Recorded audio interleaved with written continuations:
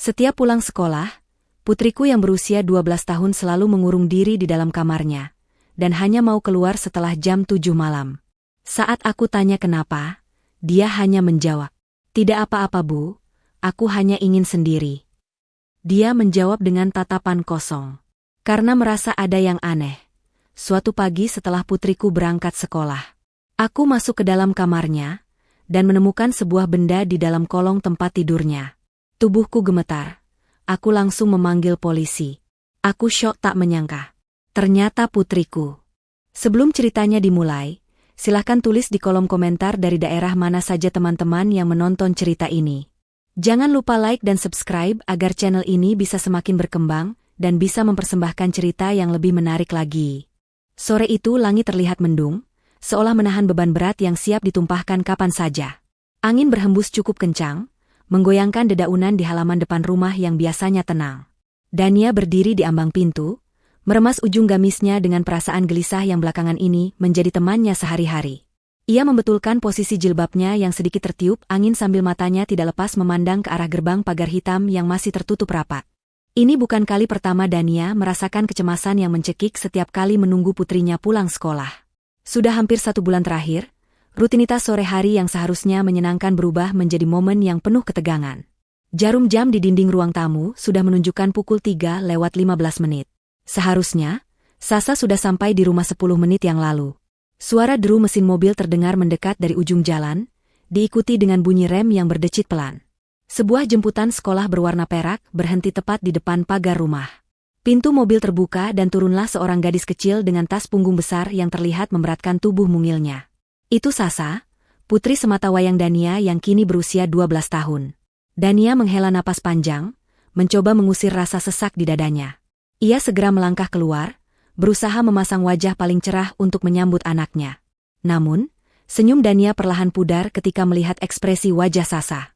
Gadis itu berjalan menunduk, menatap ujung sepatunya sendiri, seolah takut melihat dunia di sekitarnya. Langkah kakinya gontai, tidak ada semangat atau keceriaan layaknya anak-anak seusianya yang baru pulang sekolah. Dania membuka pagar dan langsung menyambut Sasa. Ia ingin memeluk putrinya, namun tubuh Sasa menegang saat tangan Dania menyentuh bahunya. Sasa mundur selangkah, menciptakan jarak yang menyakitkan bagi hati seorang ibu. Dania mencoba menutupi rasa kecewanya dengan bertanya lembut tentang bagaimana hari Sasa di sekolah. Namun, Sasa hanya mengangguk pelan tanpa suara, matanya tetap terpaku ke tanah. Tanpa banyak bicara, Sasa langsung melengos masuk ke dalam rumah, meninggalkan Dania yang masih berdiri terpaku di halaman. Dania buru-buru menutup pagar dan menyusul masuk. Ia mendapati Sasa sudah berada di depan pintu kamarnya. Pintu kamar itu adalah batas yang belakangan ini tak bisa ditembus oleh Dania. Sejak sebulan lalu, kamar itu menjadi benteng pertahanan Sasa dari dunia luar, termasuk dari ibunya sendiri. Dania mencoba menahan langkah Sasa dengan menawarkan segelas jus jeruk dingin atau camilan kesukaannya. Ia berharap tawaran makanan bisa sedikit melunakkan hati putrinya. Tapi harapan itu sia-sia. Sasa menggeleng pelan, tangannya sudah memegang gagang pintu. Dengan suara lirih yang hampir tak terdengar, Sasa berkata bahwa ia lelah dan ingin istirahat. Ia meminta Dania untuk tidak mengganggunya sampai nanti malam. Kalimat itu selalu sama setiap harinya, seperti rekaman rusak yang diputar berulang-ulang.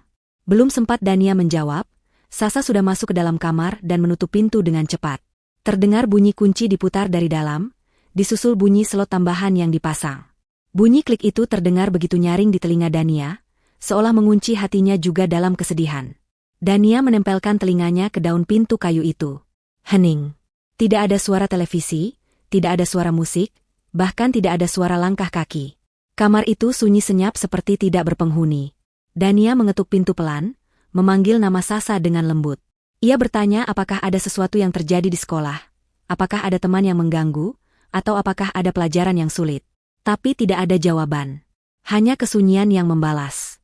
Dania tahu, Sasa tidak akan keluar. Sasa tidak akan membuka pintu itu sampai jam 7 malam tepat. Itu adalah aturan baru yang aneh dan mengerikan yang diterapkan Sasa sendiri. Ia mengurung diri dalam kegelapan kamar sejak pulang sekolah, hingga waktu makan malam tiba. Rasa frustrasi mulai menjalar di benak Dania. Ia merasa gagal sebagai seorang ibu karena tidak bisa membuat anaknya merasa aman dan terbuka. Ia melangkah gontai menuju dapur, mencoba menyibukkan diri dengan menyiapkan makan malam. Pikirannya melayang pada Rinto, suaminya.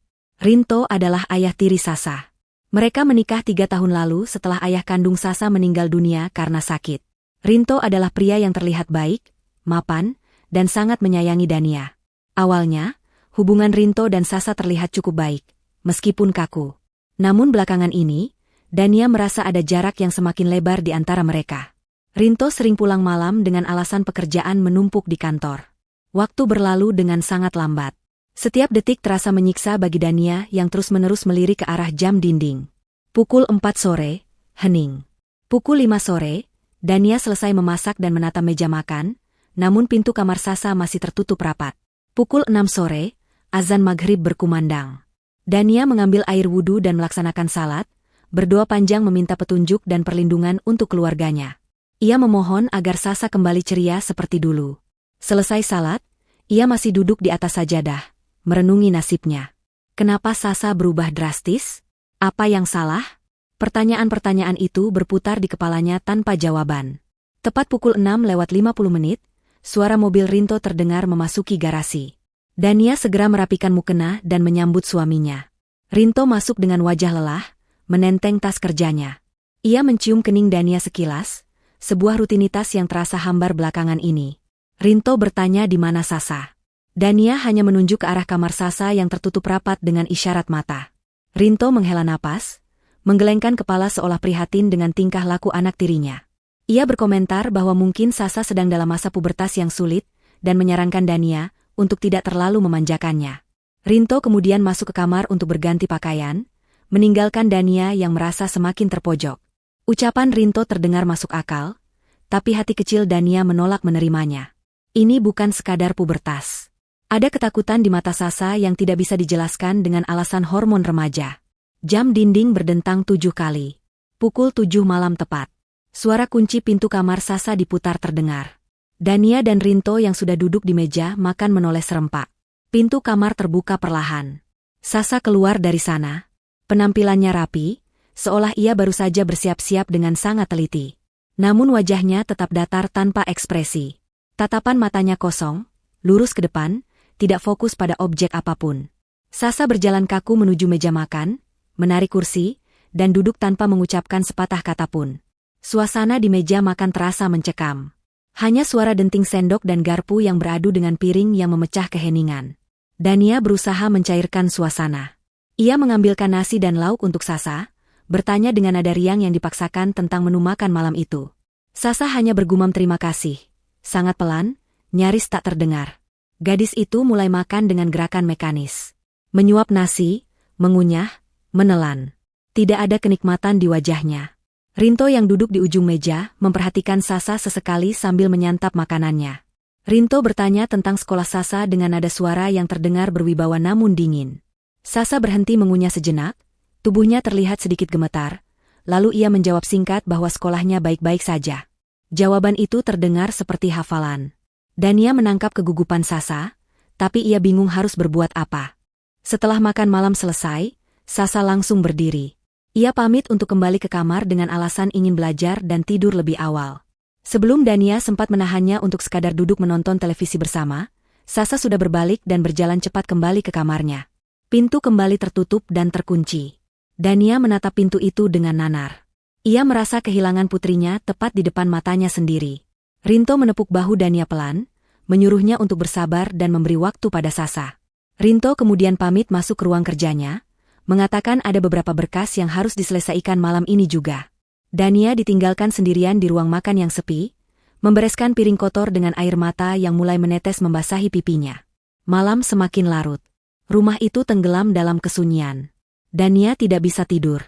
Ia bolak-balik di tempat tidur, sementara Rinto sudah terlelap di sampingnya dengan napas teratur. Perasaan tidak enak terus menghantui Dania. Akhirnya, ia memutuskan untuk bangun dan mengambil air minum. Saat melewati depan kamar Sasa, langkah Dania terhenti. Ia mendengar suara samar dari dalam. Bukan suara tangisan, melainkan suara bisikan. Dania menajamkan pendengarannya.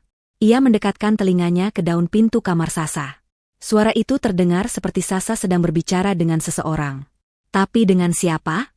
Sasa tidak punya telepon di kamarnya, dan ponselnya selalu diletakkan di meja belajar yang jauh dari pintu. Bisikan itu terdengar gemetar dan penuh ketakutan.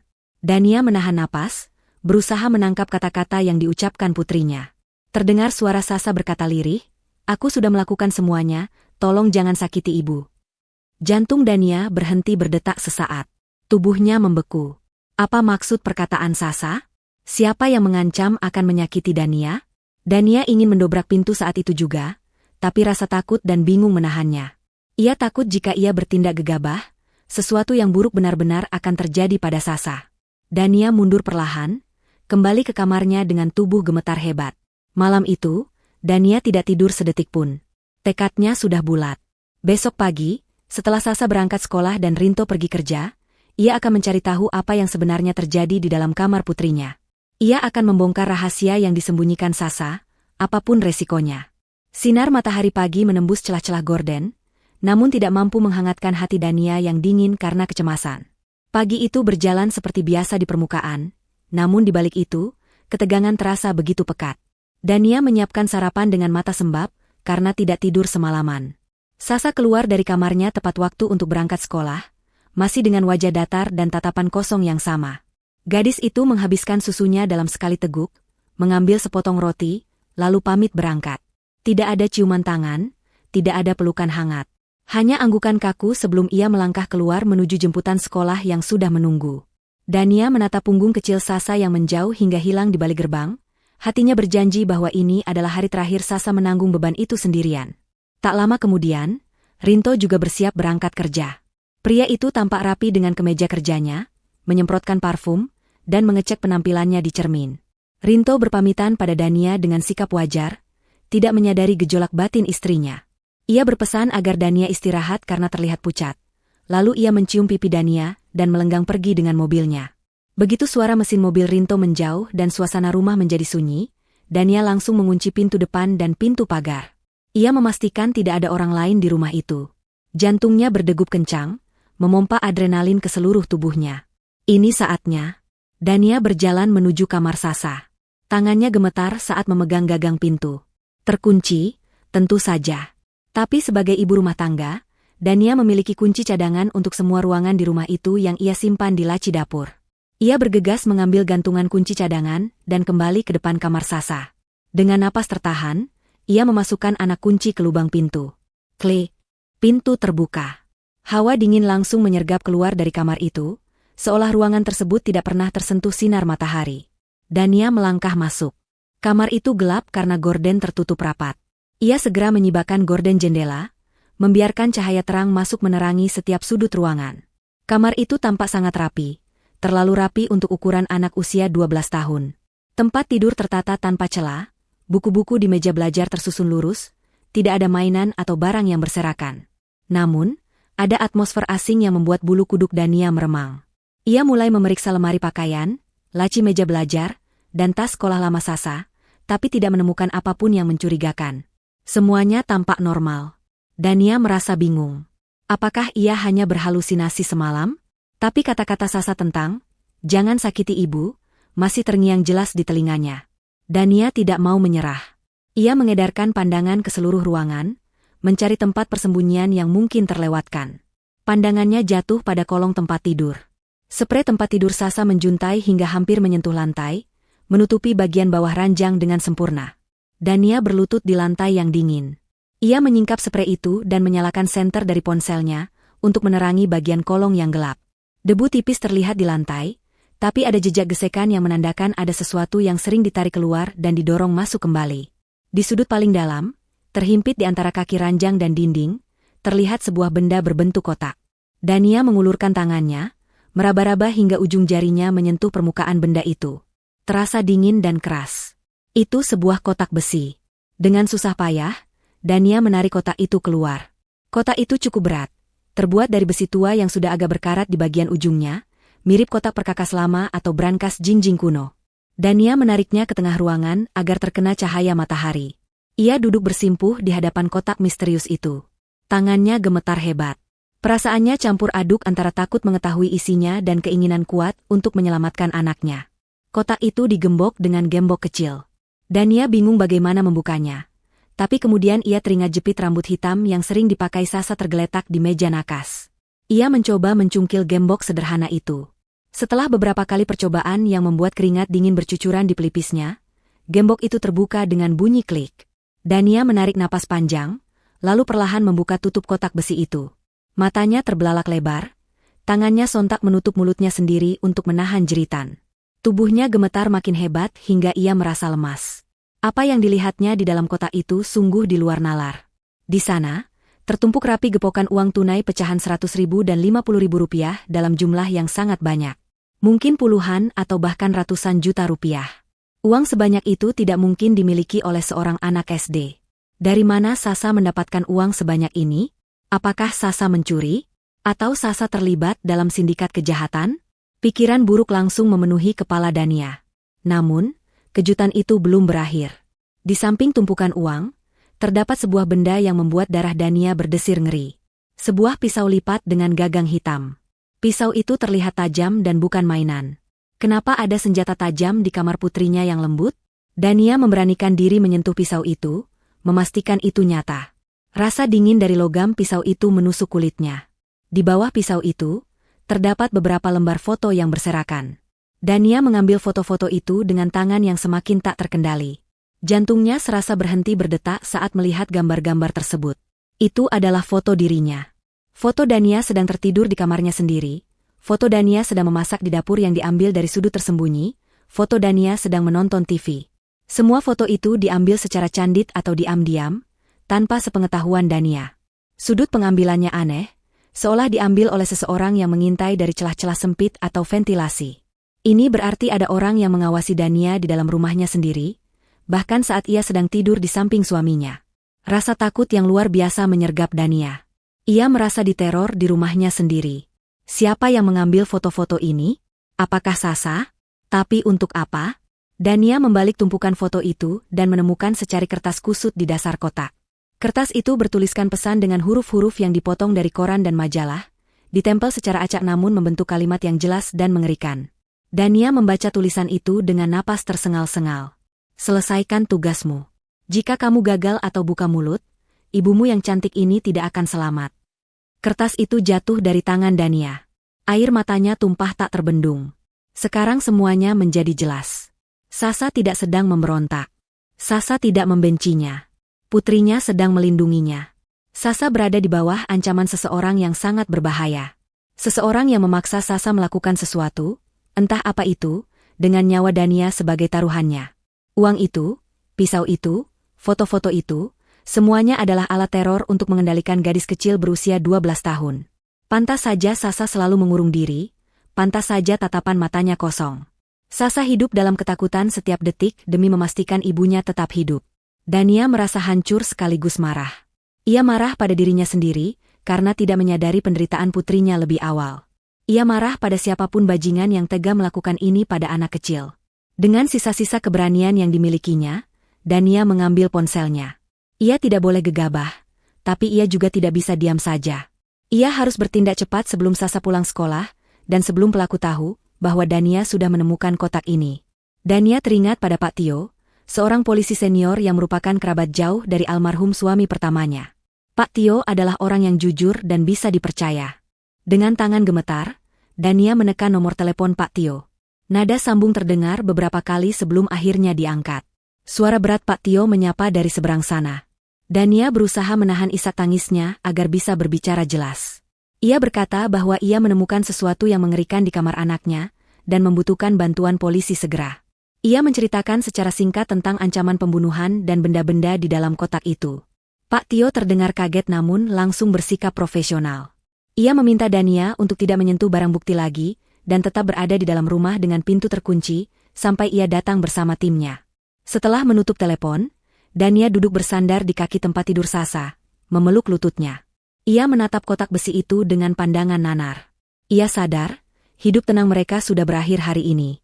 Misteri besar sedang menanti untuk diungkap, dan Dania bersumpah, demi Allah, ia akan menghancurkan siapapun yang berani menyakiti Sasa, meskipun ia harus mengorbankan nyawanya sendiri.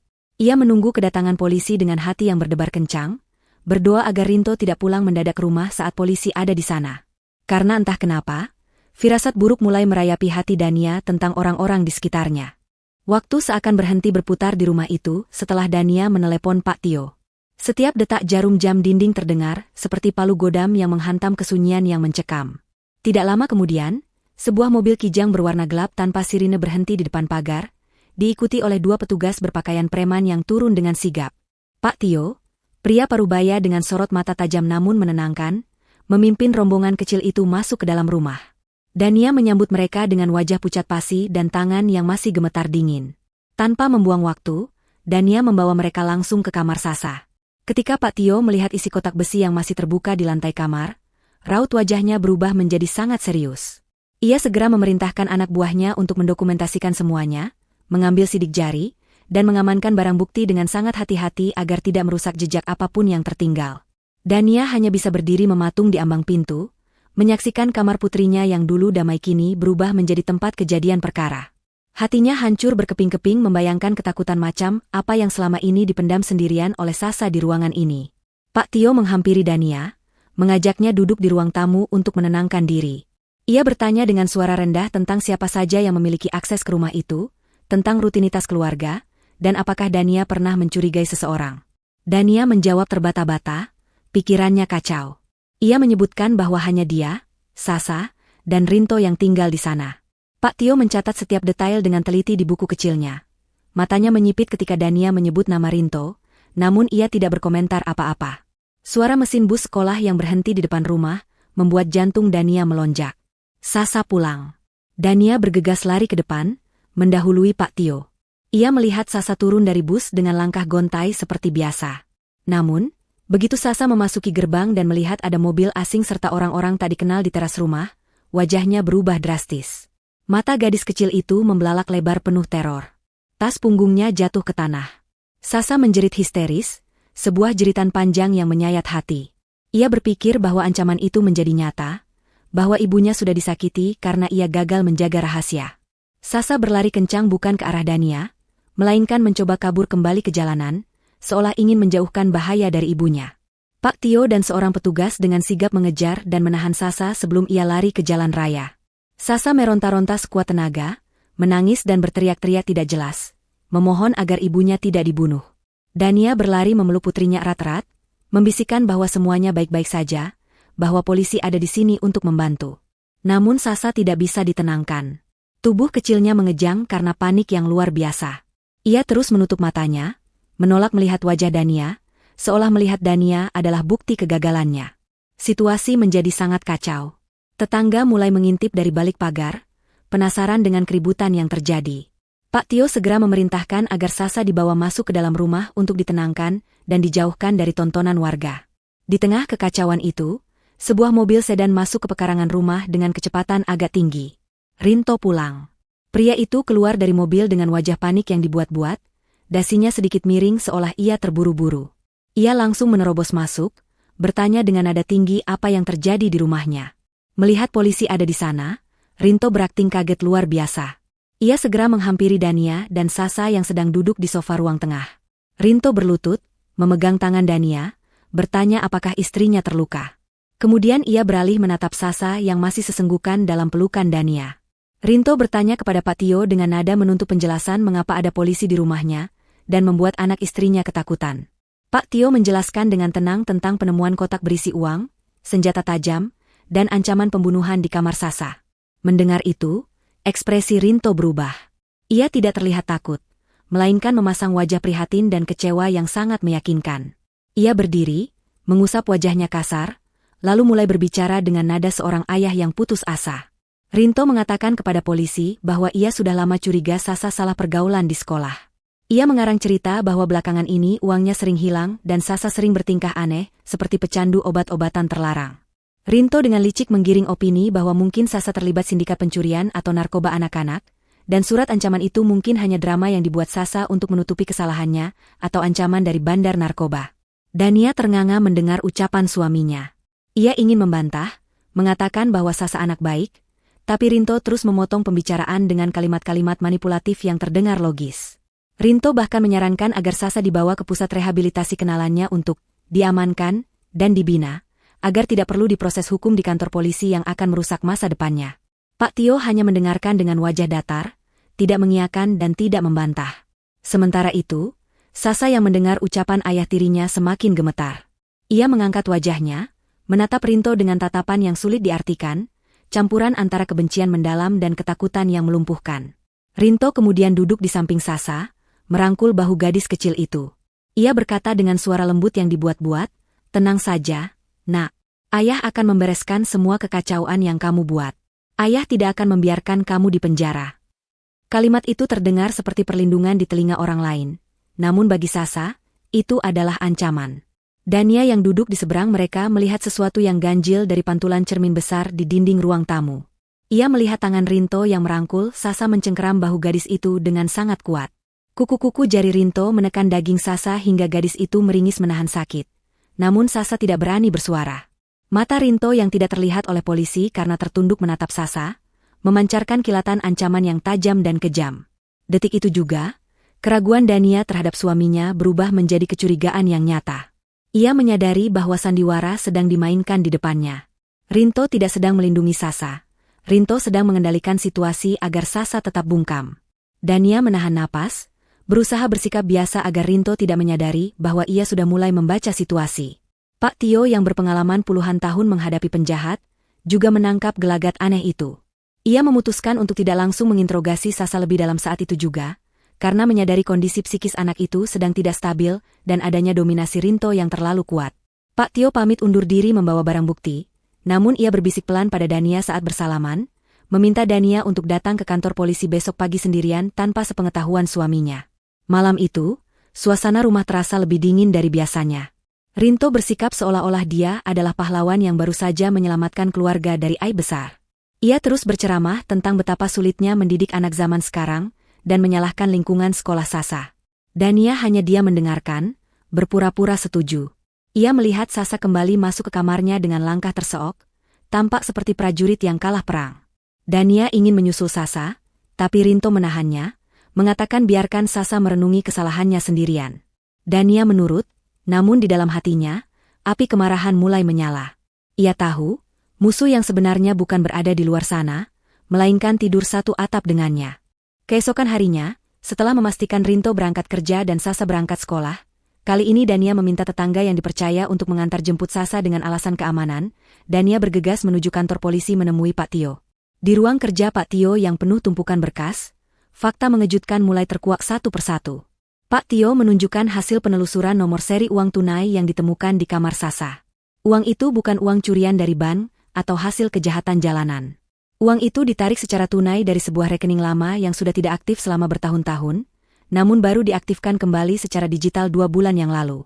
Rekening itu atas nama almarhum suami pertama Dania, ayah kandung Sasa. Dania terkejut bukan main. Sepengetahuannya, almarhum suaminya hanya meninggalkan rumah yang mereka tempati sekarang dan sedikit tabungan yang sudah habis untuk biaya hidup awal setelah meninggal. Ia tidak pernah tahu ada rekening lain. Pak Tio menjelaskan bahwa itu adalah rekening investasi jangka panjang, semacam dana perwalian warisan dari kakek Sasa yang diteruskan ke ayahnya, dan secara hukum otomatis jatuh ke tangan Sasa saat ia berusia 12 tahun.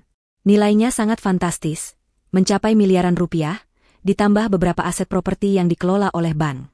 Selama ini, surat pemberitahuan dari bank ternyata selalu dicegat dan disembunyikan sebelum sampai ke tangan Dania. Fakta ini membuka mata Dania lebar-lebar. Seseorang tahu tentang warisan ini.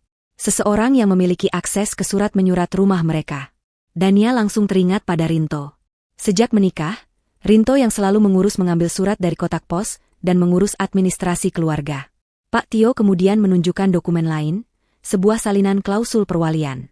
Di sana tertulis bahwa karena Sasa masih di bawah umur, dana itu hanya bisa dicairkan dengan tanda tangan wali yang sah.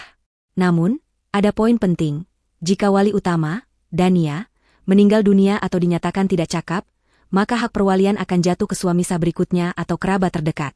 Dan yang lebih mengerikan, jika Sasa meninggal, maka seluruh harta itu akan jatuh ke tangan ahli waris berikutnya, yaitu ibunya, yang mana dalam hal ini harta istri juga menjadi harta suami dalam pernikahan mereka, karena tidak ada perjanjian pisah harta.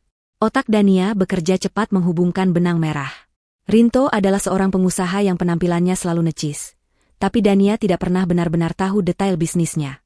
Pak Tio menyerahkan sebuah amplop coklat berisi hasil penyelidikan latar belakang Rinto. Ternyata, Bisnis properti Rinto sudah bangkrut total sejak 6 bulan lalu. Rinto terlilit utang judi online dan pinjaman rentenir dalam jumlah yang sangat besar. Dia dikejar-kejar penagih utang yang mengancam nyawanya. Rinto butuh uang cepat dalam jumlah besar. Warisan Sasa adalah satu-satunya jalan keluar baginya. Namun, Rinto tidak bisa begitu saja mengambilnya, karena sistem perbankan yang ketat memerlukan verifikasi biometrik Sasa dan persetujuan Dania.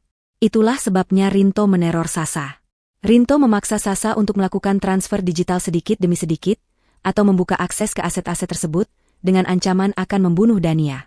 Sasa, anak cerdas yang mengerti teknologi, dipaksa menjadi peretas untuk membobol sistem keamanan rekening ayahnya sendiri di bawah todongan senjata mental. Jika Sasa menolak, Rinto mengancam akan menyakiti ibunya. Jika Sasa melapor, ibunya akan celaka. Gadis kecil itu terjebak dalam dilema yang mengerikan, sendirian menanggung beban miliaran rupiah dan nyawa ibunya di pundak kecilnya. Dania gemetar membaca laporan itu. Air matanya menetes bukan karena sedih, tapi karena marah yang meluap-luap. Ia merasa sangat bodoh telah membiarkan serigala masuk ke dalam kandang domba. Ia telah menikahi monster yang tega menyiksa anak yatim demi uang. Pak Tio menyarankan agar Dania jangan langsung melabrak Rinto karena itu berbahaya. Mereka butuh bukti kuat keterlibatan Rinto secara langsung dalam pengancaman ini, karena sejauh ini bukti fisik hanya mengarah pada Sasa yang memegang uang dan pisau itu. Mereka harus menjebak Rinto agar ia mengakui perbuatannya, atau tertangkap tangan sedang melakukan aksinya. Dania pulang ke rumah dengan perasaan yang sama sekali berbeda. Rumah yang dulu ia anggap tempat berlindung kini terasa seperti penjara. Ia mulai mencari bukti-bukti fisik di dalam rumah, untuk memperkuat dugaan polisi. Dania masuk ke ruang kerja Rinto yang biasanya terkunci. Untungnya, Rinto sedang ceroboh hari itu atau mungkin terlalu percaya diri, karena merasa sudah berhasil mengelabui polisi. Dania menemukan kunci cadangan di saku jas lama Rinto di gantungan. Dengan jantung berdegup kencang, ia menggeledah meja kerja suaminya.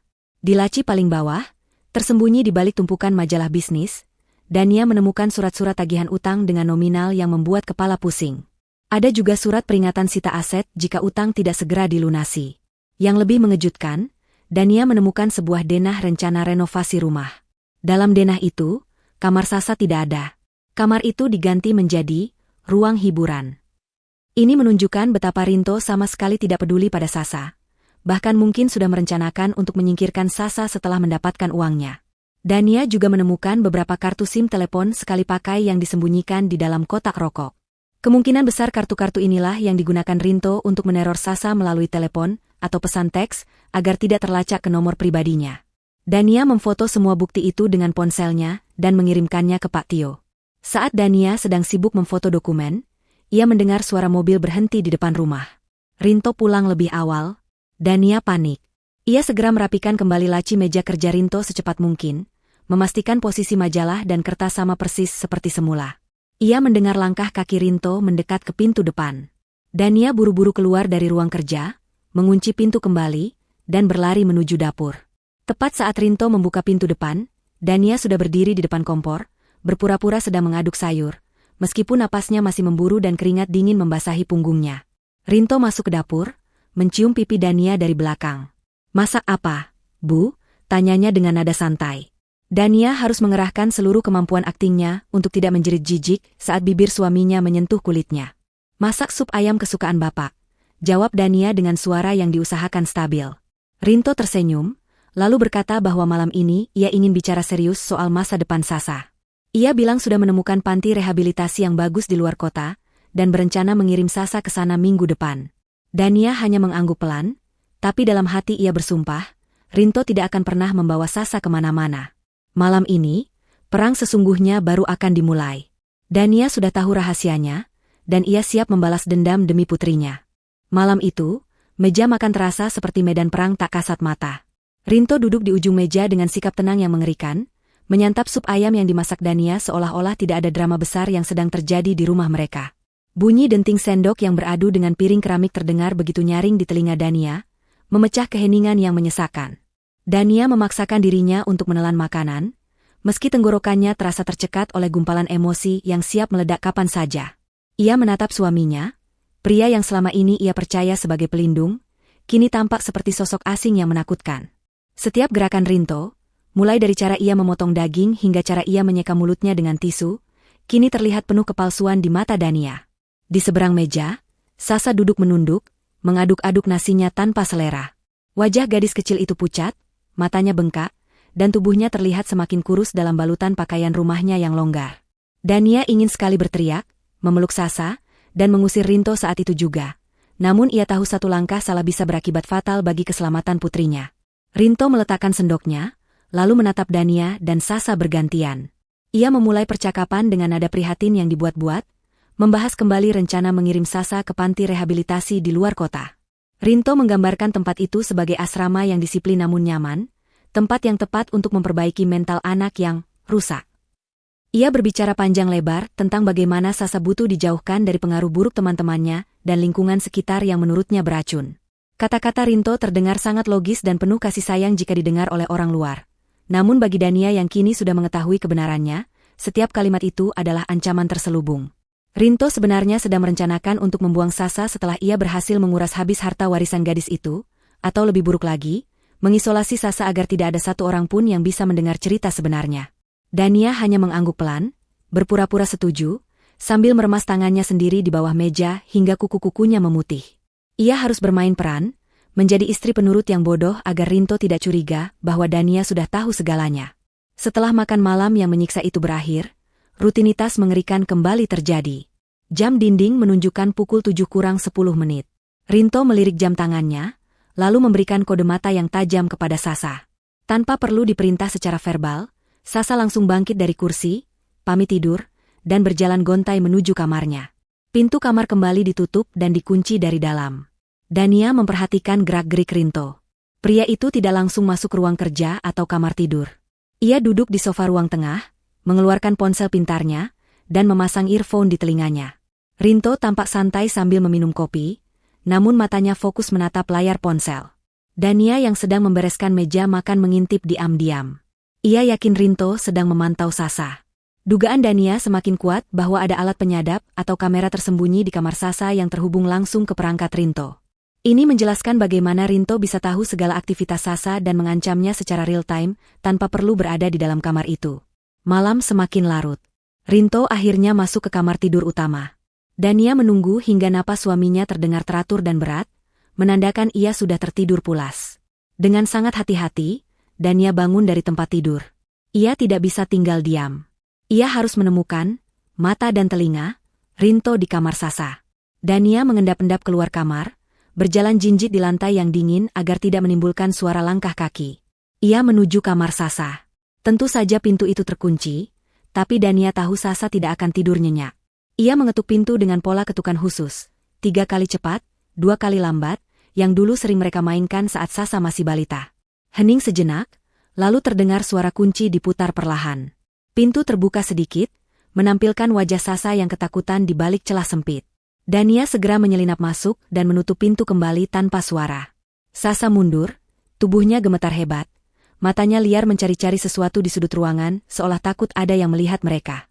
Dania langsung memeluk putrinya, membekap mulut Sasa pelan agar tangisannya tidak pecah menjadi suara yang keras.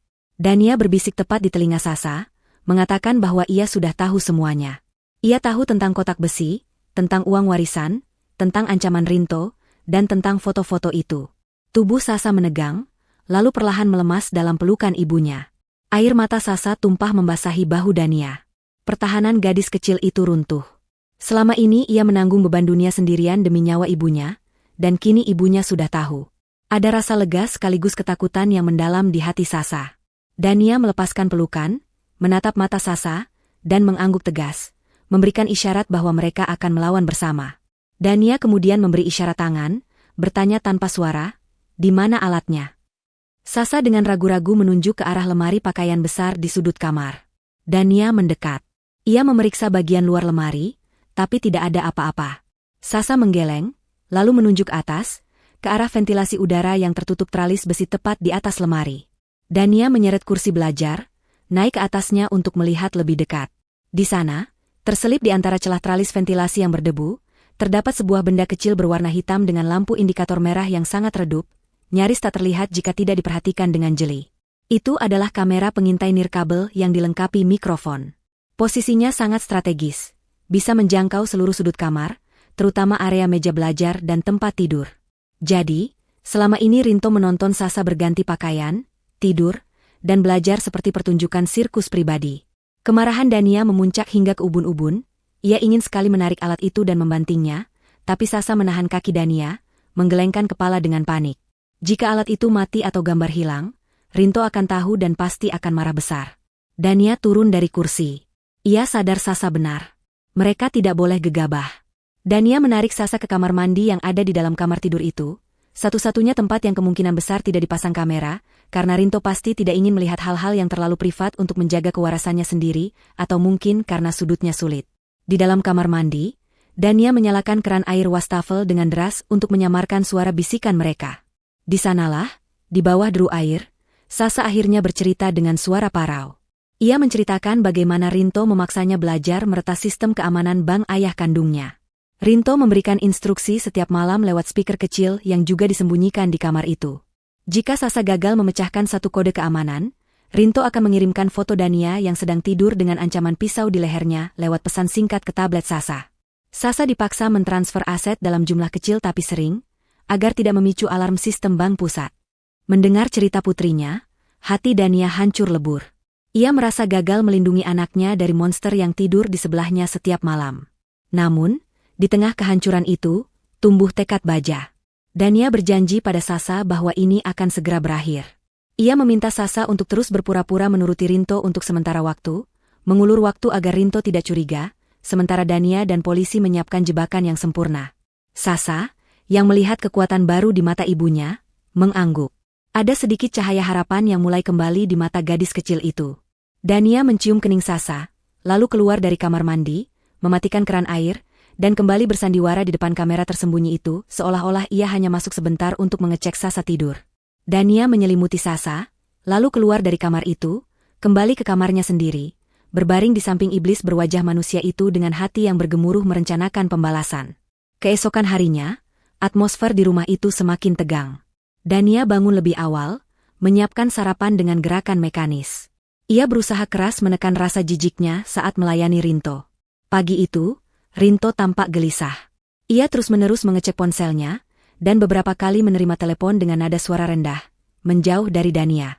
Dania bisa menangkap potongan pembicaraan tentang tenggat waktu dan bunga yang membengkak. Rupanya, para penagih utang sudah semakin tidak sabar. Ini membuat posisi Rinto semakin terdesak dan berbahaya. Orang yang terdesak biasanya akan melakukan tindakan nekat. Dania tahu waktu mereka tidak banyak. Setelah Rinto berangkat kerja, Dania tidak pergi ke kantor polisi. Ia tetap di rumah sesuai instruksi Pak Tio lewat pesan singkat di nomor baru yang Dania beli diam-diam. Polisi akan mulai memantau rumah mereka dari jarak jauh, dan menyadap komunikasi Rinto jika memungkinkan. Sore harinya, teror itu meningkat. Sasa pulang sekolah dengan wajah lebih pucat dari biasanya. Ia langsung lari ke pelukan Dania begitu masuk rumah, sesuatu yang tidak pernah ia lakukan sebulan terakhir. Sasa berbisik bahwa hari ini Rinto mengirim pesan ke tabletnya di sekolah, mengatakan bahwa malam ini adalah malam terakhir.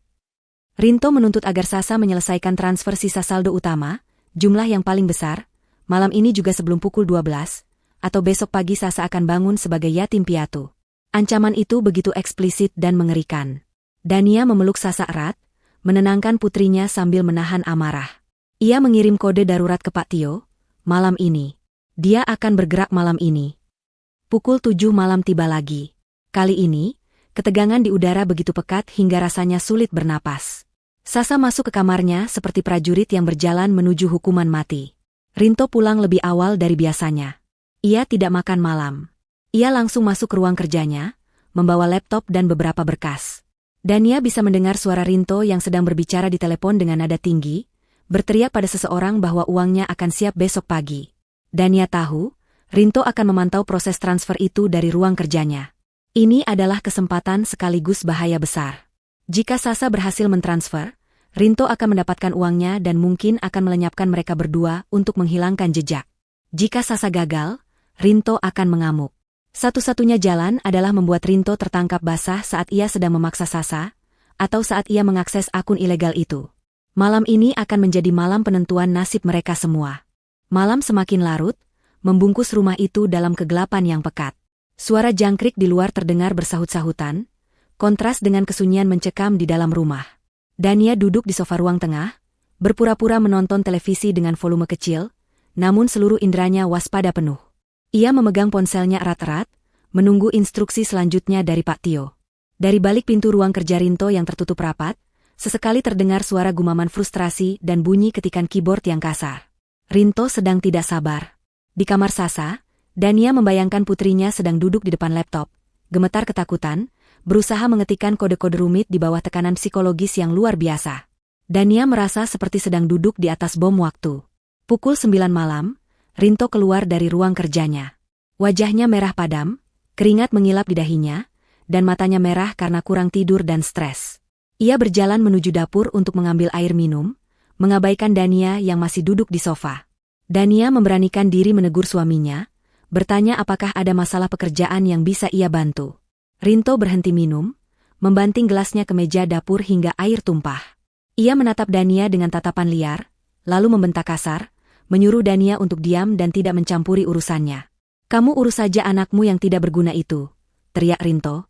Ini pertama kalinya Rinto menunjukkan kemarahannya secara terbuka dan kasar kepada Dania. Topeng suami penyayang itu mulai retak sepenuhnya. Rinto kemudian berjalan menuju kamar Sasa. Jantung Dania berhenti berdetak. Ia berdiri, hendak menghalangi Rinto. "Mas, jangan ganggu Sasa, dia sudah tidur," kata Dania berusaha terdengar tenang. Rinto menepis tangan Dania dengan kasar, hingga Dania terhuyung menabrak dinding. "Minggir, anak itu pasti sedang main-main. Uangnya belum masuk juga." Rinto keceplosan. Ia tidak sadar bahwa ia baru saja mengakui motifnya. Rinto menggedor pintu kamar Sasa dengan keras, berteriak menyuruh Sasa membuka pintu. Dari dalam, tidak ada jawaban. Keheningan itu membuat Rinto semakin gila. Ia menendang pintu kamar Sasa sekali, dua kali, hingga engsel pintu tua itu berderit memilukan. Dania panik. Rencana polisi adalah menunggu Rinto mengakses akun itu dari laptopnya sendiri, setelah Sasa membuka pintu belakang, sistem bank, yang akan menjadi bukti digital tak terbantahkan. Tapi jika Rinto masuk dan menyakiti Sasa sekarang, semua rencana bisa berantakan dan nyawa Sasa terancam. Dania harus melakukan sesuatu untuk mengalihkan perhatian Rinto. Ia berlari ke kamar tidur utama, mengambil ponsel Rinto yang tergeletak di nakas saat Rinto berganti pakaian tadi. Ia berharap bisa menemukan sesuatu untuk mendistraksi suaminya. Dania mencoba membuka kunci layar ponsel itu. Ia menebak-nebak passwordnya. Tanggal lahir Rinto? Salah. Tanggal pernikahan mereka? Salah. Tanggal lahir Sasa? Tentu saja bukan. Dania mencoba kombinasi angka yang pernah ia lihat Rinto ketikkan di mesin ATM sekilas. 1111. Salah. Ponsel terkunci selama 30 detik. Sementara itu, di depan kamar Sasa, Rinto sudah berhenti menendang. Ia kini berbicara dengan nada rendah yang lebih menakutkan, menempelkan wajahnya ke pintu. "Sasa, dengar ayah. Kalau kamu tidak transfer sekarang, ayah akan bakar foto ibumu. Ayah akan pastikan ibumu menderita." Suara itu terdengar jelas di telinga Dania yang berdiri di ambang pintu kamar utama. Dania gemetar memegang ponsel Rinto. Tiba-tiba, layar ponsel itu menyala. Ada notifikasi masuk dari aplikasi keamanan rumah pintar, aplikasi yang digunakan Rinto untuk memantau kamera di kamar Sasa. Dania melihat pop-up video kecil di layar terkunci itu. Terlihat Sasa sedang duduk di pojok kamar, menangis sambil memeluk lutut, sementara laptopnya menyala di atas meja menampilkan baris kode merah. Rinto berbalik dan melihat Dania memegang ponselnya. Wajahnya berubah dari marah menjadi dingin dan mematikan. Ia melangkah perlahan mendekati Dania, meninggalkan pintu kamar Sasa. Langkahnya pelan namun penuh ancaman, seperti predator yang menyudutkan mangsanya. "Apa yang kamu lakukan dengan ponselku, Dania?" tanyanya lembut, namun kelembutan itu terasa seperti pisau silet. Dania mundur hingga punggungnya menabrak lemari pakaian. Ia menyembunyikan ponsel itu di belakang punggungnya. Aku cuma mau mematikan alarm," jawab Dania terbata-bata, sebuah kebohongan yang sangat buruk. Rinto tertawa kecil, tawa yang kering dan hampa. Ia semakin dekat, hingga wajahnya hanya berjarak beberapa sentimeter dari wajah Dania. Ia mencengkeram pergelangan tangan Dania, memuntir tangan itu dengan kuat hingga Dania menjerit kesakitan dan menjatuhkan ponsel ke lantai. Rinto tidak mengambil ponsel itu. Ia justru menatap mata Dania dalam-dalam. "Kamu tahu, Dania? Kamu itu cantik, tapi sayangnya kamu terlalu ingin tahu. Seharusnya kamu tetap jadi istri yang bodoh dan manis. Dengan begitu, kamu bisa hidup enak menikmati uang warisan anakmu bersamaku." Pengakuan itu keluar begitu saja. Rinto sudah tidak peduli lagi. Ia merasa sudah memegang kendali penuh. Ia yakin Dania tidak bisa berbuat apa-apa karena ketakutan. Dania menahan rasa sakit di tangannya, menatap balik suaminya dengan tatapan jijik. Kamu iblis, Mas. Kamu tega melakukan ini pada anak yatim. Uang itu bukan hakmu, teriak Dania di depan wajah Rinto. Plak! Sebuah tamparan keras mendarat di pipi Dania, membuatnya jatuh tersungkur ke lantai. Rasa panas menjalar di wajahnya, sudut bibirnya terasa perih dan berdarah. Rinto berdiri menjulang di atasnya, merapikan kemejanya yang sedikit kusut. Hak? Di dunia ini tidak ada hak, Dania. Yang ada hanya siapa yang kuat dan siapa yang pintar mengambil kesempatan. Aku butuh uang itu, dan anakmu punya kuncinya. Rinto kemudian menyeret Dania dengan menarik kerudungnya, membawanya keluar dari kamar menuju depan pintu kamar Sasa. Ia ingin menggunakan Dania sebagai alat tawar terakhir. Sasa, buka pintunya atau ibumu akan kuhabisi sekarang juga, teriak Rinto sambil menjambak Dania. Dania meronta, mencoba melepaskan diri, tapi tenaga Rinto jauh lebih kuat. Pintu kamar Sasa perlahan terbuka. Sasa berdiri di sana, memegang laptopnya dengan tangan gemetar. Wajahnya basah oleh air mata, tapi matanya menatap Rinto dengan nyalang. Di layar laptop itu, terlihat sebuah tombol besar bertuliskan, transfer. Bagus, desis Rinto, senyum kemenangan terukir di bibirnya yang tipis. Sekarang, tekan tombol itu, sayang. Tekan, dan kita semua akan bahagia. Rinto mempererat cengkeramannya pada leher Dania, membuat Dania terbatuk-batuk sulit bernapas. Sasa menatap ibunya, lalu menatap Rinto. Jarinya melayang di atas tombol enter. Suasana hening mencekam. Rinto tertawa kecil, merasa kemenangannya sudah di depan mata. Ia tidak menyadari bahwa di balik ketakutan Sasa, ada rencana besar yang sedang berjalan. Dania, meski kesakitan, memberikan kode mata kecil pada Sasa, sebuah kedipan cepat yang berarti, sekarang. Sasa menarik napas panjang, lalu dengan gerakan cepat, ia bukan menekan tombol enter, melainkan menekan tombol kombinasi shortcut khusus di keyboard. Seketika itu juga, layar laptop berubah warna menjadi biru terang dan suara sirine yang nyaring meraung-raung dari speaker laptop. Itu bukan suara alarm biasa. Itu adalah sinyal darurat yang terhubung langsung ke sistem kepolisian siber yang sudah disiapkan Pak Tio. Suara itu begitu keras, hingga membuat Rinto kaget dan refleks melonggarkan cengkeramannya pada Dania. Apa yang kamu lakukan, anak setan? Teriak Rinto panik. Ia melepaskan Dania dan menerjang ke arah Sasa untuk merebut laptop itu. Tapi Dania tidak membuang kesempatan. Dengan sisa tenaganya, Dania menyandung kaki Rinto saat pria itu berlari. Rinto kehilangan keseimbangan dan jatuh tersungkur menabrak meja belajar Sasa. Laptop itu terlempar ke lantai, tapi masih menyala dengan layar biru yang berkedip-kedip menampilkan tulisan, "Lo chatting suspect." Rinto mengerang kesakitan, tapi kemarahannya mengalahkan rasa sakitnya. Ia bangkit dengan cepat, wajahnya kini benar-benar seperti orang gila. Ia meraba saku celananya dan mengeluarkan pisau lipat. Pisau yang sama yang pernah ia taruh di kotak besi Sasa. Kalian berdua mati malam ini, geramnya. Rinto tidak lagi peduli pada uang. Egonya terluka parah, dan ia ingin menghancurkan segalanya. Ia mengacungkan pisau itu ke arah Dania dan Sasa yang kini berpelukan di sudut kamar. Saat Rinto hendak melangkah maju untuk menyerang, tiba-tiba lampu seluruh rumah padam. Gelap gulita. Rinto terhenti, bingung. Dalam kegelapan itu, terdengar suara kaca jendela depan pecah berantakan, diikuti suara teriakan tegas yang menggema dari pengeras suara di luar rumah. Polisi! Kepung rumah ini! Lemparkan senjata dan menyerah. Lampu sorot yang sangat terang dari arah halaman menembus masuk lewat jendela, menyilaukan mata Rinto. Bayangan hitam para petugas bersenjata terlihat bergerak cepat mengepung setiap sisi rumah. Jebakan Dania dan Pak Tio telah tertutup sempurna.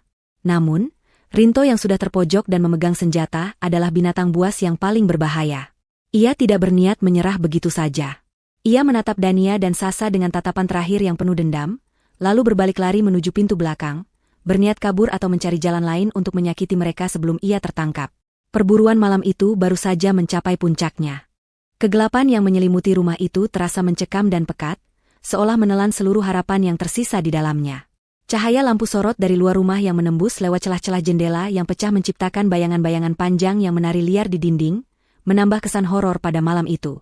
Suara sirine polisi yang meraung-raung di kejauhan kini telah berganti dengan teriakan-teriakan tegas dari pengeras suara yang meminta penghuni rumah untuk menyerah. Dania masih mendekap Sasa erat-erat di sudut kamar. Jantungnya berpacu seirama dengan napasnya yang memburu.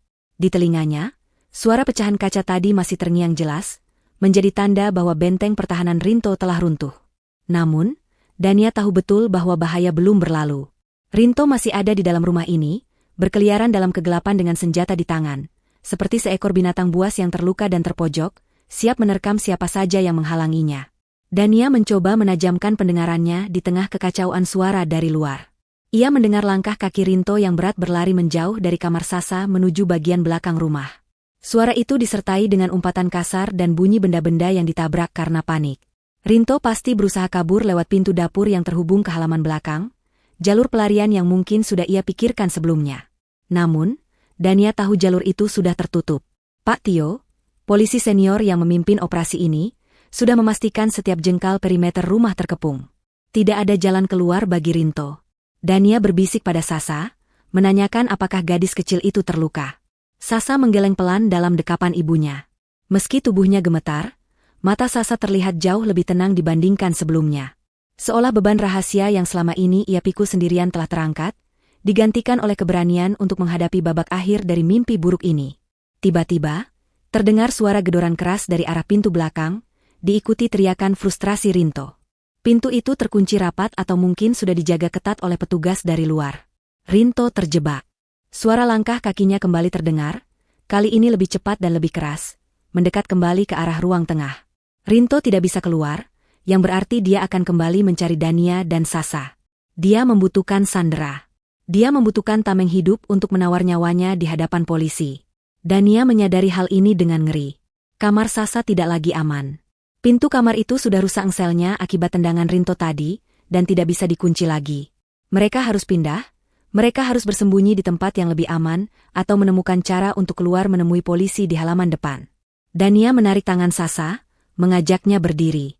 Mereka harus bergerak cepat sebelum Rinto kembali ke lorong kamar ini. Dengan mengendap-endap tanpa alas kaki, Dania memimpin Sasa keluar dari kamar menuju lorong gelap. Cahaya biru dan merah dari lampu rotator polisi di luar berkedip-kedip memantul di dinding lorong, memberikan penerangan yang minim dan membingungkan.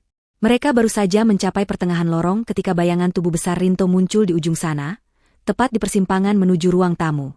Rinto berdiri terengah-engah, pisau lipat masih tergenggam erat di tangan kanannya yang berkilatan tertimpa cahaya lampu sorot. Mata Rinto yang liar langsung menangkap pergerakan Dania dan Sasa. Senyum mengerikan mengembang di wajahnya yang basah oleh keringat. Rinto tidak langsung berlari mengejar. Ia berjalan pelan, menikmati momen ketakutan yang ia ciptakan. Ia tahu Dania dan Sasa tidak bisa lari kemana-mana, karena pintu depan rumah juga pasti sudah didobrak atau dijaga. Rinto mulai berbicara dengan nada yang rendah dan menggema di lorong sempit itu. Ia mengatakan betapa bodohnya Dania, karena berpikir bisa menang melawannya. Ia menyalahkan Dania atas semua kekacauan ini, mengatakan bahwa jika saja Dania menurut dan tidak ikut campur, mereka semua akan kaya raya dan hidup bahagia. Logika Rinto sudah terbalik sepenuhnya, dibutakan oleh keserakahan dan egonya yang hancur. Dania mundur perlahan sambil mendorong Sasa ke belakang punggungnya. Pikirannya berputar mencari senjata atau alat apapun yang bisa digunakan untuk melawan. Namun, Sasa melakukan sesuatu yang tidak diduga Dania. Gadis kecil itu melepaskan genggaman tangan ibunya, lalu merogoh saku celana tidurnya yang longgar. Ia mengeluarkan segenggam benda kecil bulat yang bergemerincing pelan. Itu adalah kelereng. Mainan masa kecil yang sudah lama tidak dimainkannya. Ternyata, selama Dania sibuk dengan polisi, Sasa juga telah mempersiapkan pertahanannya sendiri. Dengan gerakan cepat, Sasa melemparkan puluhan kelereng itu ke lantai lorong yang berlantai keramik licin di antara mereka dan Rinto. Kelereng-kelereng itu menggelinding menyebar dalam kegelapan, menjadi ranjau darat yang tak terlihat. Rinto yang sedang fokus menatap wajah ketakutan Dania, tidak menyadari apa yang dilakukan Sasa di balik punggung ibunya.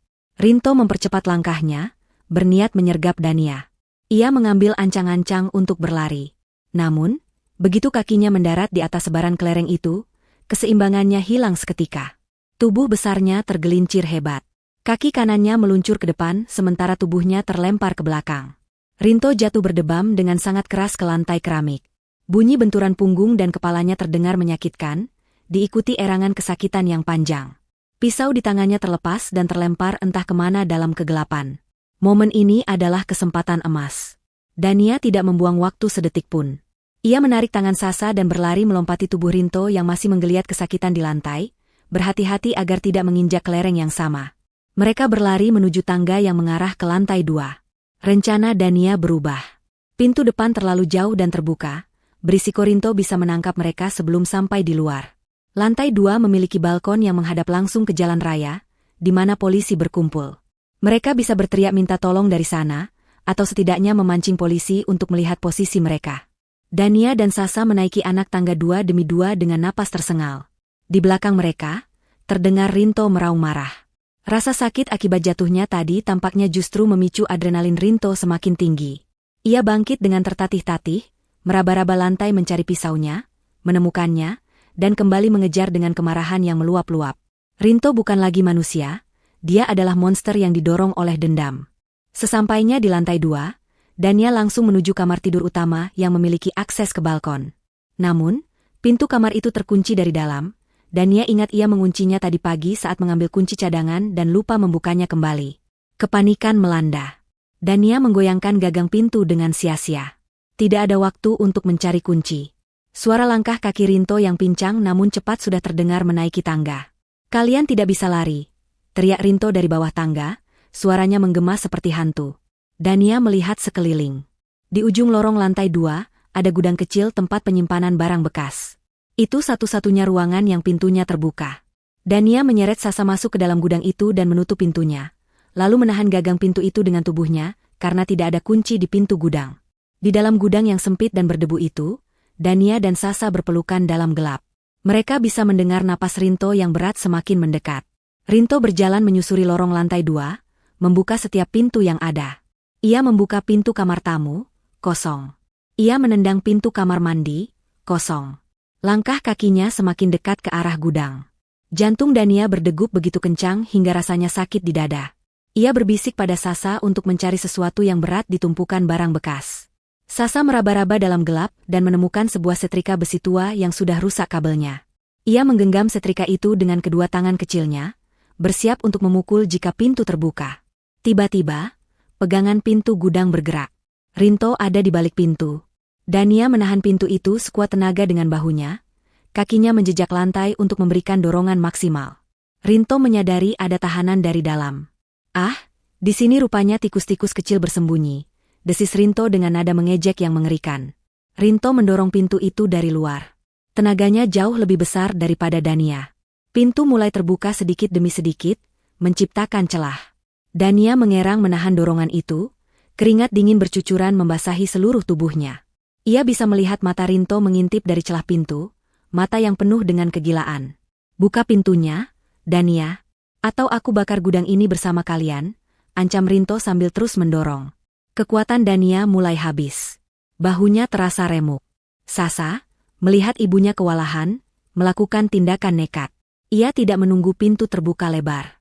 Melalui celah sempit di bagian bawah pintu, Sasa menusukkan ujung setrika besi itu sekuat tenaga ke arah kaki Rinto yang terlihat. Ujung besi lancip itu menghantam tulang kering Rinto dengan telak. Rinto menjerit kesakitan, refleks menarik kakinya dan melonggarkan dorongannya pada pintu. Dania memanfaatkan momen itu untuk membanting pintu kembali hingga tertutup rapat, menjepit jari-jari tangan Rinto yang masih memegang pinggiran pintu. Jeritan Rinto semakin keras. Kali ini karena rasa sakit yang luar biasa pada jari-jarinya yang terjepit. Ia menarik tangannya paksa, mungkin mematahkan beberapa tulangnya sendiri saking paniknya. Dania dan Sasa mendengar Rinto mundur beberapa langkah, menyumpah serapah dengan kata-kata kotor. Namun, Dania tahu ini hanya kemenangan sementara. Rinto yang terluka akan semakin berbahaya. Dan benar saja, sesaat kemudian, terdengar bunyi hantaman keras pada pintu.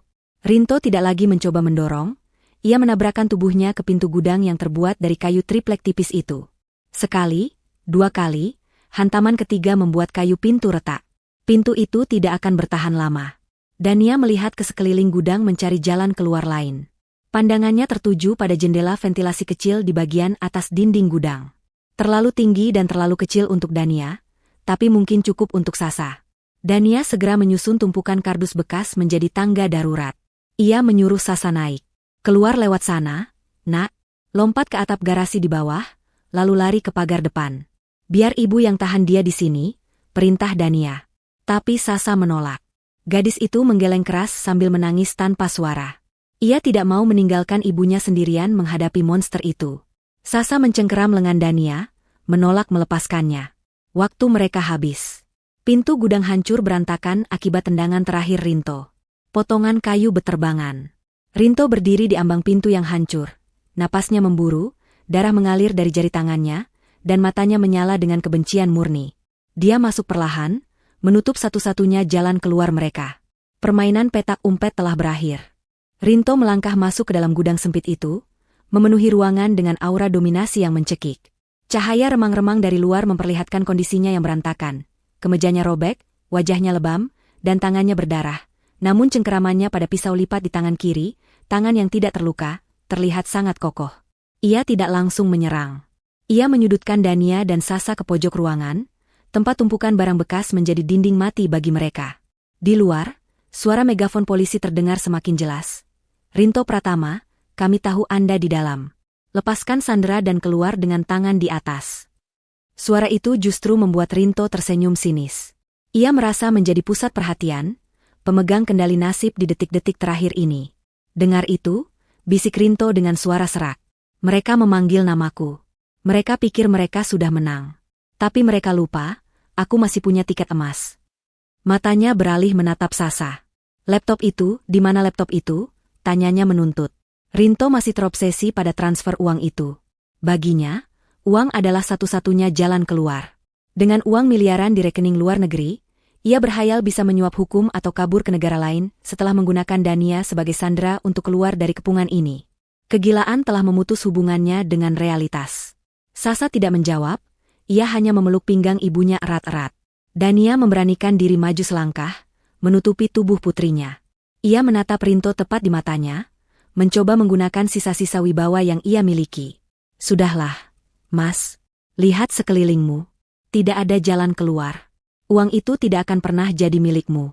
Menyerahlah, mungkin hukumanmu akan lebih ringan. Dania mencoba bernegosiasi, berharap bisa mengulur waktu sampai polisi berani mendobrak masuk ke lantai 2. Namun, kata-kata Dania justru menyulut amarah Rinto.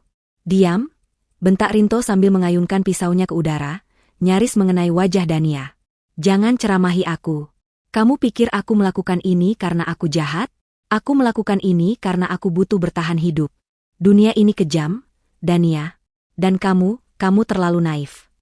Rinto maju, mencengkeram kerudung Dania dan menariknya kasar hingga kepala Dania mendongak. Ia meletakkan bilah pisau yang dingin itu di leher Dania. Sasa menjerit tertahan, ingin menolong ibunya tapi takut pisau itu akan menggores kulit leher Dania jika ia bergerak gegabah. Rinto menyeret Dania keluar dari gudang, kembali ke lorong lantai 2, menuju balkon depan. Sasa mengikuti mereka dengan jarak dekat, memohon agar Rinto melepaskan ibunya. Jangan sakiti ibu. Aku akan lakukan apa saja, teriak Sasa putus asa. Rinto berhenti sejenak, menoleh ke arah Sasa. Kalau begitu, ambil laptopmu yang jatuh di kamar tadi. Bawa ke sini. Transfer uangnya sekarang juga di depanku, atau leher ibumu putus. Perintah Rinto. Sasa terdiam, tubuhnya kaku. Ia tahu laptop itu sudah terkunci oleh sistem polisi. Tidak ada yang bisa dilakukan dengan benda itu selain melacak lokasi. Tapi Rinto tidak tahu itu. Sasa berlari kecil kembali ke kamarnya yang berantakan, mengambil laptop yang layarnya retak namun masih menyala, lalu kembali ke lorong di mana Rinto menyandera ibunya di dekat pagar pembatas balkon dalam, mezzanin, yang menghadap ke ruang tamu lantai bawah. Sasa memperlihatkan layar laptop itu pada Rinto. Di layar, tulisan, System Lock, Please Tracking Active, berkedip-kedip merah. Wajah Rinto berubah pucat pasi saat melihat tulisan itu. Harapannya hancur seketika. Uang itu hilang. Masa depannya musnah. Yang tersisa hanya penjara atau kematian. Kehancuran harapan itu membuat Rinto mengamuk. Ia meraung seperti orang gila, dasar anak sialan. Kamu menjebakku. Ia melepaskan cengkeramannya pada Dania dan menerjang ke arah Sasa, berniat menusuk gadis kecil yang telah menghancurkan hidupnya itu. Dania, melihat putrinya dalam bahaya maut, mendapatkan kekuatan entah dari mana. Ia tidak membiarkan Rinto menyentuh Sasa. Dania melompat, menubruk punggung Rinto dengan seluruh berat badannya. Mereka berdua terhuyung menabrak pagar pembatas mezzanine. Pergulatan sengit terjadi. Rinto berbalik, menyayat lengan Dania dengan pisaunya.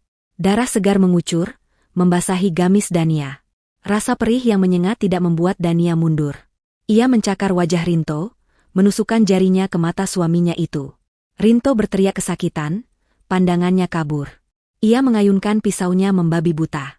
Sasa tidak tinggal diam. Ia melihat vas bunga keramik besar yang ada di atas meja konsol di dekat mereka. Dengan kedua tangannya, Sasa mengangkat vas berat itu tinggi-tinggi. Saat Rinto sedang sibuk mencekik Dania di pinggir pagar pembatas, Sasa menghantamkan vas itu sekuat tenaga ke punggung lutut Rinto. Bunyi, krak, terdengar mengerikan. Kaki Rinto menekuk paksa. Ia kehilangan tumpuan. Tubuhnya oleng ke belakang, melewati pagar pembatas mezanine yang rendah itu. Tangan Rinto menggapai-gapai udara, mencoba meraih sesuatu untuk berpegangan. Ia sempat mencengkeram lengan baju Dania, mencoba menarik Dania ikut jatuh bersamanya. Tapi kain gamis itu robek. Cengkeraman Rinto terlepas. Waktu seakan berjalan lambat saat Dania dan Sasa melihat tubuh Rinto melayang jatuh dari lantai 2 menuju lantai 1. Tubuh Rinto menghantam meja kaca di ruang tamu lantai bawah dengan suara dentuman yang sangat keras, diikuti suara pecahan kaca yang berhamburan ke segala arah. Rinto mendarat dengan posisi yang tidak wajar di atas puing-puing kaca dan kerangka meja besi. Ia terdiam, tidak bergerak lagi. Darah mulai menggenang di sekitar tubuhnya di atas karpet ruang tamu.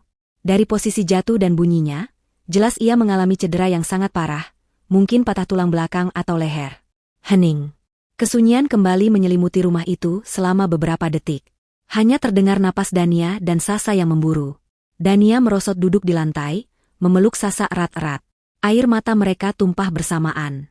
Bukan air mata kesedihan, melainkan pelepasan dari ketegangan yang nyaris merenggut nyawa mereka. Tak lama kemudian, pintu depan rumah didobrak paksa. Polisi! Jangan bergerak! Teriak pasukan khusus yang menyerbu masuk dengan senjata lengkap dan tameng. Mereka langsung mengamankan tubuh Rinto yang tergeletak tak berdaya. Pak Tio masuk belakangan, pistol di tangan, matanya langsung mencari ke lantai atas.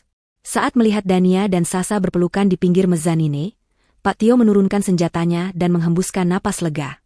Ia memberi isyarat pada tim medis yang menunggu di luar untuk segera masuk. Dania melihat ke bawah, melihat Rinto yang sedang diperiksa oleh tim medis. Pria itu masih hidup, terlihat mengerang lemah saat tubuhnya dipindahkan ke tandu. Tatapan Rinto sempat bertemu dengan tatapan Dania di atas balkon. Tidak ada lagi arogansi di mata itu, hanya rasa sakit dan kekalahan total. Rinto tahu, hidupnya sebagai pria bebas sudah berakhir malam ini. Ia akan menghabiskan sisa hidupnya di balik jeruji besi, menanggung akibat dari keserakahannya sendiri. Tim medis segera naik ke lantai 2 untuk merawat luka di lengan Dania, dan memeriksa kondisi Sasa. Saat perawat membalut lukanya, Dania merasakan tangan kecil Sasa menggenggam tangannya erat. Sudah selesai, Bu? Tanya Sasa lirih, suaranya masih bergetar. Dania menatap wajah putrinya yang kotor oleh debu namun bersinar oleh keberanian. Ia mencium kening Sasa dengan penuh kasih sayang. Sudah, Nak. Sudah selesai. Kita menang, bisik Dania. Malam itu, di tengah runtuhan rumah tangga mereka yang hancur, Dania dan Sasa menemukan kembali sesuatu yang sempat hilang. Kebebasan dan ikatan batin yang kini lebih kuat dari sebelumnya.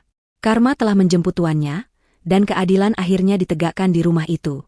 Suasana malam yang sebelumnya dicekam ketegangan kini berganti dengan kesibukan prosedur kepolisian dan medis yang hiruk-pikuk. Lampu-lampu rotator dari mobil polisi dan ambulans membanjiri halaman rumah dengan cahaya biru dan merah yang menyilaukan mata, membelah kegelapan lingkungan perumahan yang biasanya sepi itu. Para tetangga yang penasaran mulai berkerumun di balik garis polisi berwarna kuning yang baru saja dipasang, berbisik-bisik ngeri melihat pintu depan rumah Dania yang hancur berantakan. Di ruang tamu yang penuh dengan pecahan kaca, petugas medis bekerja cepat menstabilkan tubuh Rinto.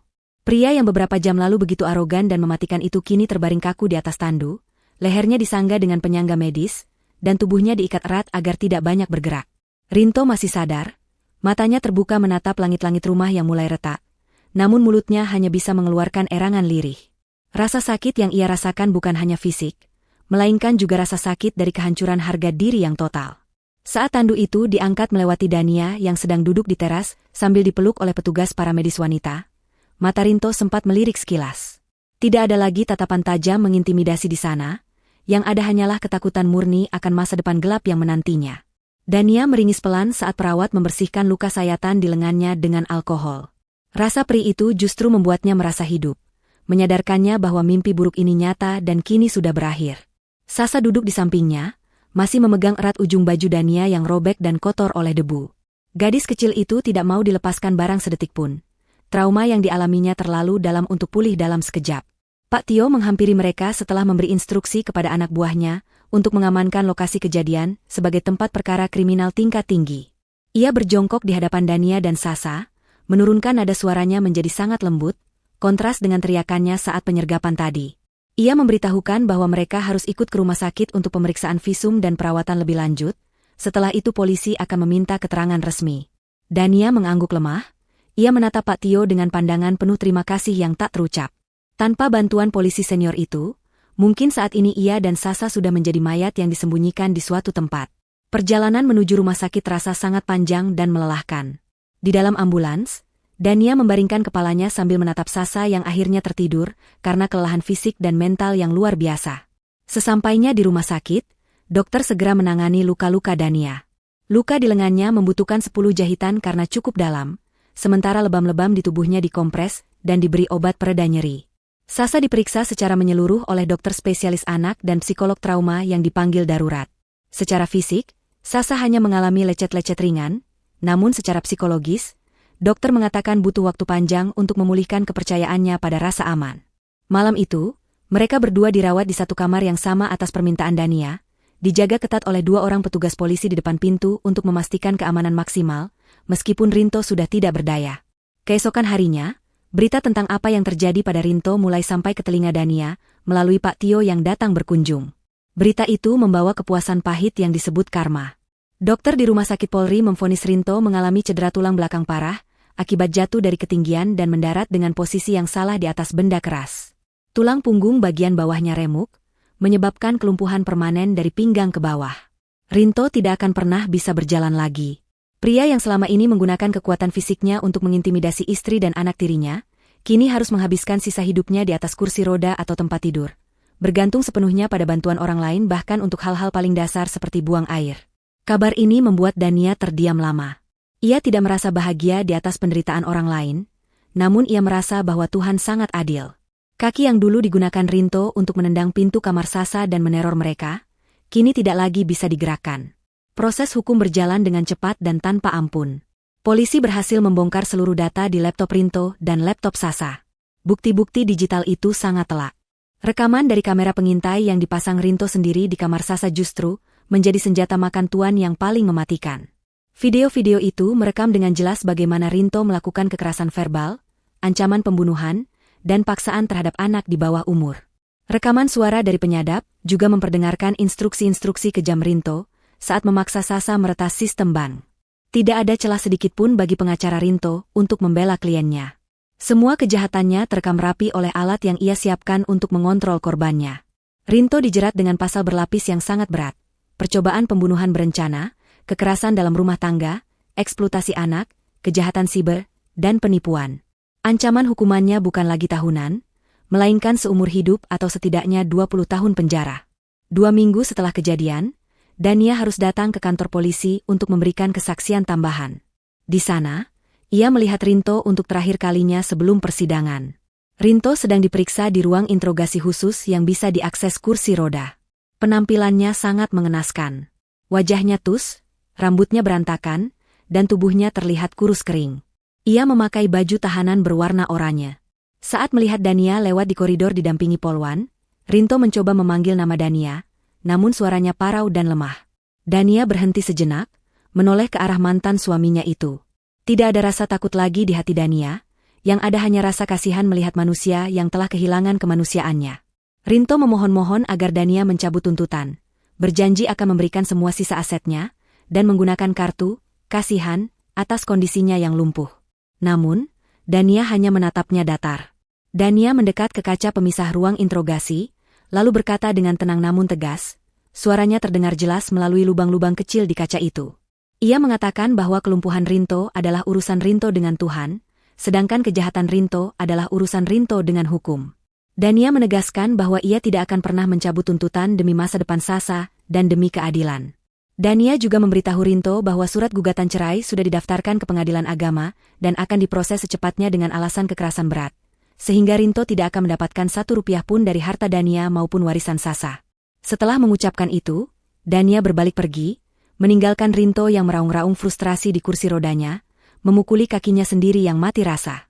Penderitaan Rinto di penjara semakin lengkap dengan datangnya tagihan-tagihan utang judinya. Karena Rinto sudah ditangkap polisi, para penagih utang atau debt collector dari sindikat judi online tidak bisa menyentuh fisiknya. Namun mereka menghabiskan seluruh aset pribadi Rinto yang tersisa. Mobil, tanah warisan orang tua Rinto, dan barang-barang berharganya disita oleh pihak bank dan kreditur lain, karena Rinto menjaminkan semuanya. Rinto benar-benar jatuh miskin.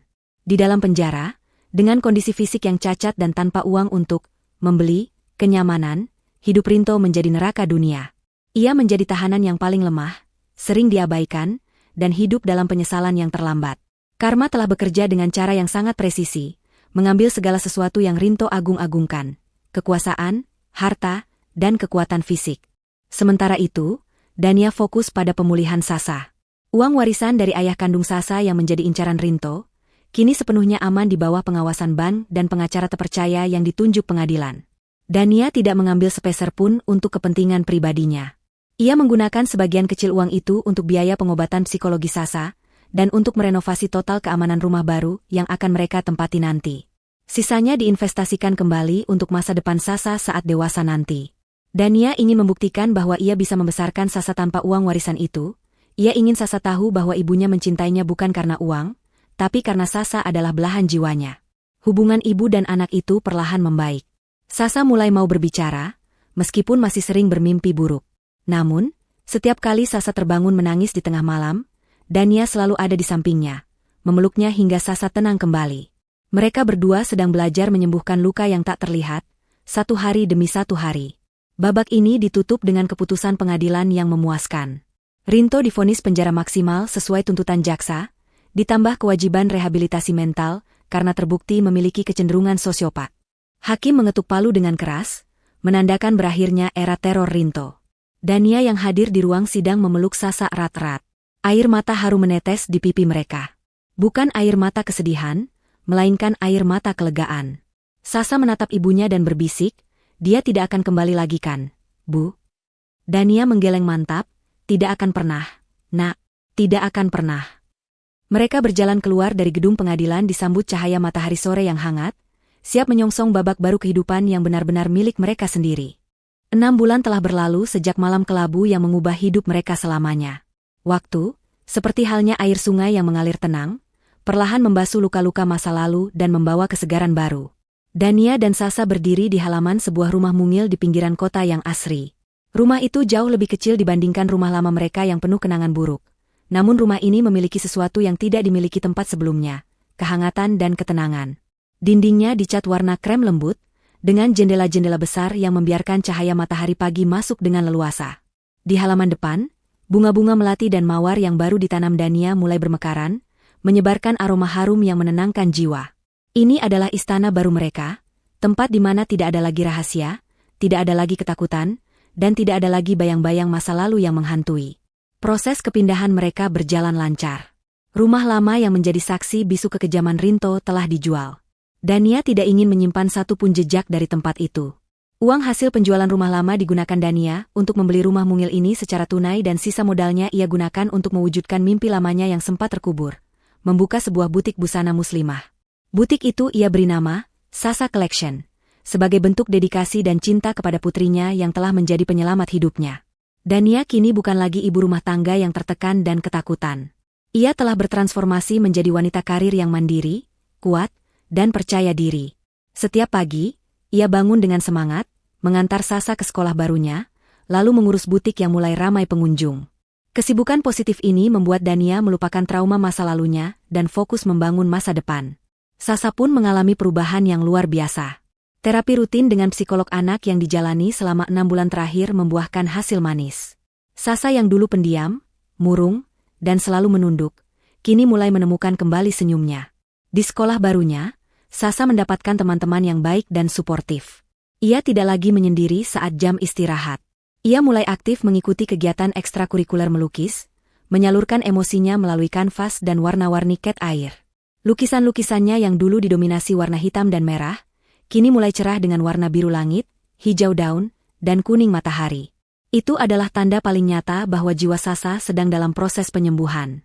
Meski sesekali ia masih merasa cemas jika mendengar suara keras tiba-tiba, Kehadiran Dania yang selalu sigap menenangkannya membuat Sasa merasa aman.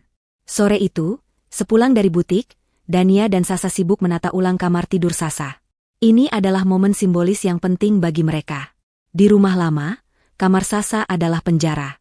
Di rumah ini, kamar Sasa adalah tempat istirahat yang paling nyaman. Mereka mengecat dinding kamar dengan warna lavender kesukaan Sasa, memasang stiker bintang-bintang yang bisa menyala dalam gelap di langit-langit, dan mengganti semua perabot dengan yang baru. Tidak ada lagi kolong tempat tidur yang gelap dan menyeramkan. Tempat tidur Sasa yang baru adalah model dipan rendah yang bagian bawahnya berupa laci-laci penyimpanan terbuka yang penuh dengan boneka dan buku komik. Tidak ada tempat untuk menyembunyikan kotak besi atau rahasia kelam.